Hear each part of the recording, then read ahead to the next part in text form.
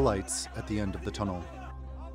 After 2 years in detention, U.S. Pastor Andrew Brunson was convicted but released and allowed to return to the United States. U.S. President Donald Trump was seen as instrumental in securing his release. We especially want to thank the administration. You really fought for us, unusually so, from the time you took office. It's not an easy situation for Turkey either. They had a lot of difficult situations going on, and I do want to thank President Erdogan for making this possible. Turkish President Recep Tayyip Erdogan has said the Turkish judiciary reached the decision to release Brunson independently. But the circumstances of how it happened have raised questions. Several witnesses recanted their testimony. The court then found Brunson guilty and sentenced him to more than 3 years in prison, but then released him, citing time already served. Brunson was formally indicted in March 2016 on charges of espionage and having links to terrorist organizations.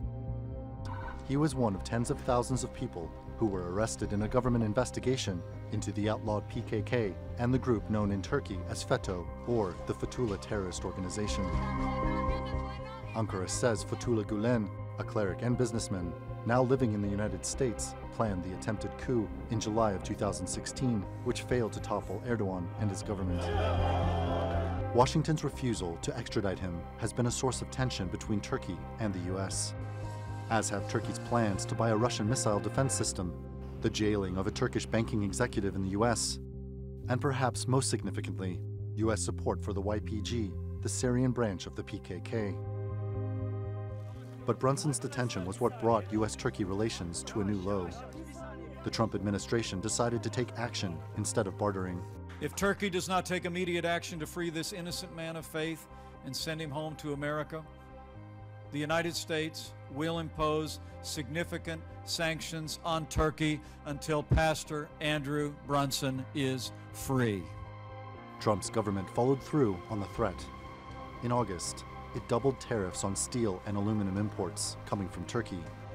The Turkish lira then nosedived in value against the dollar. NATO'da beraber olacaksın. Ondan sonra kalkıp stratejik ortağını sırtından vurmaya yöneleceksin.